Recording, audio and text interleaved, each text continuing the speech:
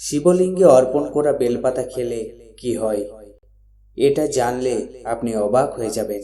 আপনি নিশ্চয়ই অনেকবার শিবলিঙ্গে বেলপাতা চড়িয়েছেন আর তারপর সেখানেই রেখে দিয়েছেন, কিন্তু আজকের পর আপনি আর এই ভুল করবেন না।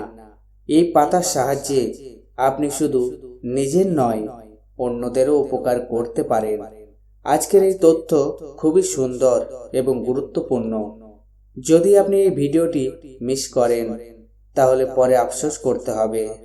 আজ আমি আপনাকে বলবো শিবলিঙ্গে চড়ানো বেলপাতা খেলে কি হয়।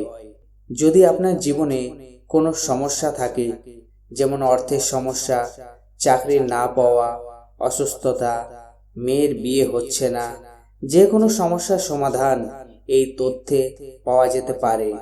যখন আপনি শিবলিঙ্গে বেলপাতা অর্পণ করেন তখন তা সাধারণ পাতা থাকে না, এটি ভগবান শিবের প্রসাদ হয়ে যায়।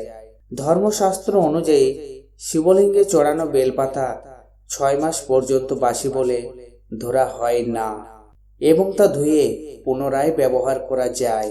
সমুদ্র মন্থনের সময় বিষ বের হলে বিশ্বকে রক্ষা করতে ভগবান শিব সেই বিষ পান করেন এবং নীলকণ্ঠ নামে পরিচিত হন।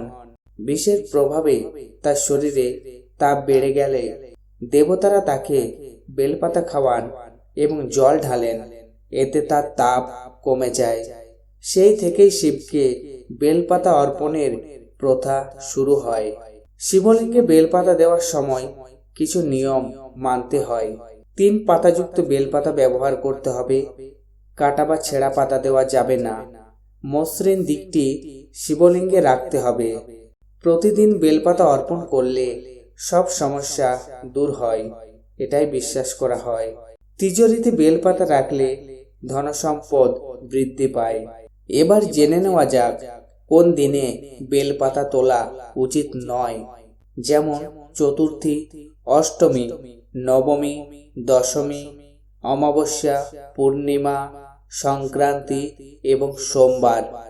দুপুর 12টার পরেও বেলপাতা তোলা নিষেধ। স্কন্দ পুরাণ অনুযায়ী পার্বতী দেবীর ঘামের ফোঁটার থেকে বেলগাছের উৎপত্তি। বেলপাতা খাওয়ার উপকারিতা সম্পর্কে বলা হয়, এটি শরীরের রোগ দূর করতে সাহায্য করে, বাত, পিত্ত, কফদোষ নিয়ন্ত্রণ করে, শরীর শুদ্ধ করে, রক্ত পরিষ্কার করতে সহায়ক। নিয়মিত খেলে স্বাস্থ্যের উন্নতি হয়।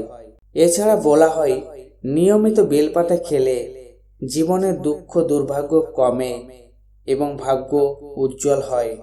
আগামীকাল সোমবার নীল ষষ্ঠী, তাই কমেন্টে ভক্তি ভরে হর হর মহাদেব লিখে যাবেন। মহাদেব আপনার সব মনস্কামনা পূরণ করবেন। গুরুত্বপূর্ণ কথা, এগুলো ধর্মীয় বিশ্বাস ও লোকাচার ভিত্তিক ধারণা। চিকিৎসার জন্য সব সময় ডাক্তারের পরামর্শ নেওয়া উচিত।